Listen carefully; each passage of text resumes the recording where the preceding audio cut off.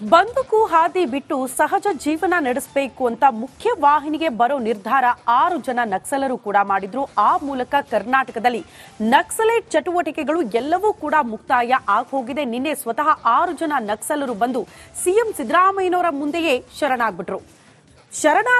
But ರಾಜ್ಯ ಸರ್ಕಾರದಿಂದ ಒಂದು ವಿಶೇಷ ಪ್ಯಾಕೇಜ್ ಘೋಷಣೆ ಆಯ್ತಲ್ಲ, ಇದು ದೊಡ್ಡ ಮಟ್ಟದ ಆಕ್ರೋಶಕ್ಕೆ ಕಾರಣ ಆಯಿತು. ಸ್ವತಃ ವಿಪಕ್ಷಗಳು ರಾಜ್ಯ ಸರ್ಕಾರ ನಕ್ಸಲರನ್ನ ರೆಡ್ ಕಾರ್ಪೆಟ್ ಹಾಕಿ ಸ್ವಾಗತ ಮಾಡ್ಕೊಂಡು ಬಿಡ್ತು ಅನ್ನುವಂತಹ ಟೀಕೆಯನ್ನ ಕೂಡ ಮಾಡ್ತಿದ್ದಾರೆ. ಈ ಕುರಿತ ಒಂದು ರಿಪೋರ್ಟ್ ಇದೆ, ಬನ್ನಿ ನೋಡ್ಕೊಂಡು ಬರೋಣ. ಕಾಡಿನಿಂದ ನಾಡಿಗೆ ಬಂದ 6 ನಕ್ಸಲರು, ಶರಣಾದವರಿಗೆ ಬೇಕಿತ್ತ ರೆಡ್ ಕಾರ್ಪೆಟ್. ಕರ್ನಾಟಕದ ಕಾಡಿನಲ್ಲಿ ಅಡಗಿದ್ದ ಮುಂಡಗಾರು ಲತಾ, ಸುಂದರಿ, ಜಯಣ್ಣ, ವನಜಾಕ್ಷಿ, ಕೇರಳದ ಜೀಶಾ ಹಾಗೂ ತಮಿಳುನಾಡಿನ ಕೆ ವಸಂತ ರಕ್ತಪಾತದ ಕರಾಳ ಅಧ್ಯಾಯಕ್ಕೆ ತೆರೆ ಎಳೆದಿದ್ದಾರೆ. ಬೆಂಗಳೂರಿನಲ್ಲಿ ಸಿಎಂ ಸಿದ್ದರಾಮಯ್ಯ ಮುಂದೆ ಮಂಡಿಯೂರಿದ್ದು ಶಸ್ತ್ರಾಸ್ತ್ರ ತೊರೆದು ಶರಣಾಗಿದ್ದಾರೆ. ಸಿಎಂ ಗೃಹ ಕಚೇರಿ ಕೃಷ್ಣಾದಲ್ಲಿ CM Siddaramaiah, DCM DK Shivakumar, ಗೃಹ ಸಚಿವ ಪರಮೇಶ್ವರ್, ಜಾರ್ಜ್ ಹಾಗೂ ಪೊಲೀಸ್ ಅಧಿಕಾರಿಗಳ ಸಮ್ಮುಖದಲ್ಲಿ 6 ನಕ್ಸಲರು ಶರಣಾದ್ರು. ಈ ವೇಳೆ ನಕ್ಸಲರಿಗೆ ಸಿಎಂ ಸಿದ್ದರಾಮಯ್ಯ ಸಂವಿಧಾನದ ಪ್ರತಿ ಹಾಗೂ ಗುಲಾಬಿ ಹೂ ನೀಡಿದ್ರು. ಬಳಿಕ ಮಾಧ್ಯಮದ ಮೂಲಕ ಶರಣಾಗಿರುವುದಾಗಿ ಮುಂಡಗಾರು ಲತಾ ಹೇಳಿದ್ರು. ಅದೇ ಎಲ್ಲ ಮಾಧ್ಯಮದ ಮುಂದೆ ಒಂದು ಮಾತು ಹೇಳಬೇಕು ಅಂತ ಹೇಳಿದ್ರೆ, ನಮ್ಗೆ ಮುಖ್ಯವಾಹಿನಿಗೆ ಬರೋದಕ್ಕೆ ಮಾನ್ಯ ಮುಖ್ಯಮಂತ್ರಿಯವರು ತುಂಬಾ ಗೌರವದಿಂದ ಮತ್ತೆ ಬಹಳ ಪೂರ್ವಕವಾಗಿ ನಮ್ಮನ್ನು ಗೌರವಿಸಿದ್ದಾರೆ. ನಾವು ಕೂಡ ಅವ್ರಿಗೆ ಅಭಿನಂದನೆಗಳನ್ನು ಹೇಳ್ತೀವಿ, ಮತ್ತೆ ಧನ್ಯವಾದಗಳನ್ನು ಹೇಳ್ತಾ, ನಿಮಗೆ ಪುನರ್ವಸತಿಗೆ ಅವಕಾಶಗಳನ್ನು ಈ ಪ್ಯಾಕೇಜ್ ಮುಖಾಂತರ ಒದಗಿಸಲಾಗುವುದು. ನಿಮ್ಮ ಮೇಲಿನ ಕಾನೂನು ಪ್ರಕ್ರಿಯೆಗಳನ್ನು ತ್ವರಿತವಾಗಿ ಬಗೆಹರಿಸಲಾಗುವುದು ಅಂತ ಅದು ಅವರಿಗೆ ರೀಚ್ ಆಗಿ ಆಮೇಲೆ ಅವರು ನಮ್ಮನ್ನು ಕಾಂಟ್ಯಾಕ್ಟ್ ಮಾಡಿ ಕೆಲವರು ಸಿಂಪತೈಸರ್ಸ್ ಮುಖಾಂತರ ಆನಂತರ ಈ ಮಾತುಕತೆಗಳೆಲ್ಲ ನಡೆದು ಅವ್ರ ಶರಣಾಗತಿ ಅನ್ನುವಂಥದ್ದು ಇವತ್ತು ಸಂಭವಿಸಿದೆ. ಇವತ್ತು 6 ಜನರು ಕೂಡ ಅವರ ಹೋರಾಟದ ಹಾದಿಯನ್ನು ಬಿಟ್ಟು ಪರಿವರ್ತನೆಗೊಂಡು ಇವತ್ತು ಮುಖ್ಯವಾಹಿನಿಗೆ ಬರಲಿಕ್ಕೆ ತೀರ್ಮಾನ ಮಾಡಿ ಇವತ್ತು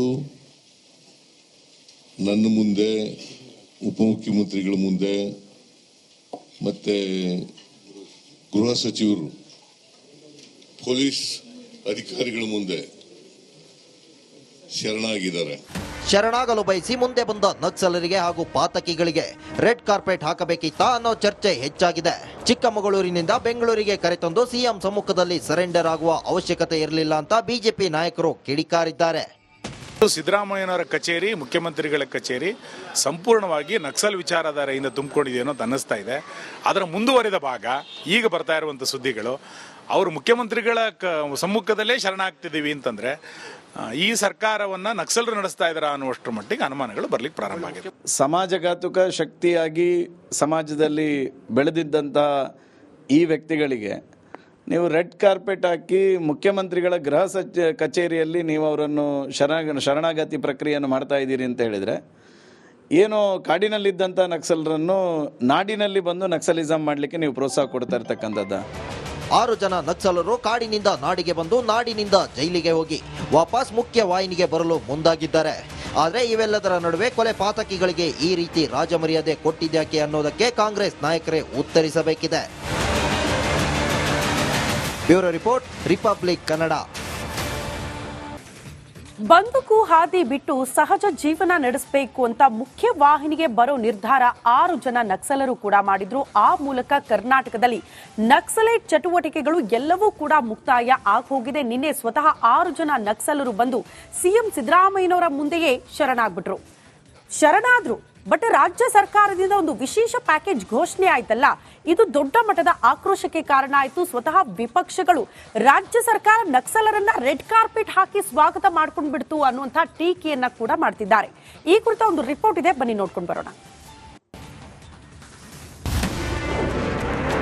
ಕಾಡಿನಿಂದ ನಾಡಿಗೆ ಬಂದ 6 ನಕ್ಸಲರು, ಶರಣಾದವರಿಗೆ ಬೇಕಿತ್ತ ರೆಡ್ ಕಾರ್ಪೆಟ್.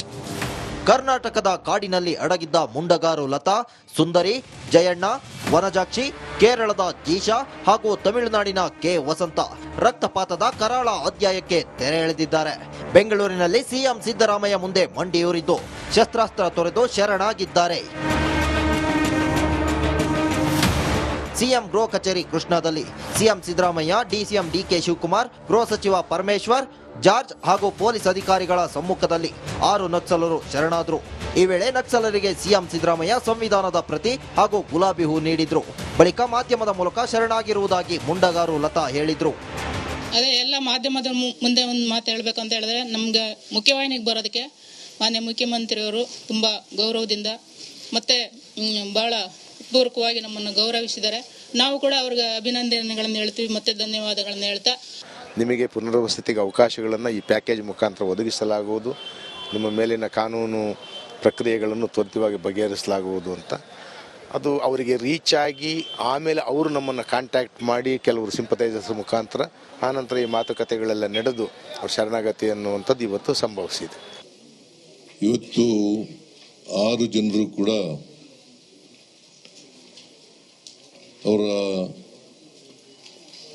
ಹೋರಾಟದ ಹಾದಿಯನ್ನು ಬಿಟ್ಟು ಪರಿವರ್ತನೆಗೊಂಡು ಇವತ್ತು ಮುಖ್ಯವಾಹಿನಿಗೆ ಬರಲಿಕ್ಕೆ ತೀರ್ಮಾನ ಮಾಡಿ ಇವತ್ತು ನನ್ನ ಮುಂದೆ, ಉಪಮುಖ್ಯಮಂತ್ರಿಗಳ ಮುಂದೆ ಮತ್ತೆ ಗೃಹ ಸಚಿವರು, ಪೊಲೀಸ್ ಅಧಿಕಾರಿಗಳ ಮುಂದೆ ಶರಣಾಗಿದ್ದಾರೆ.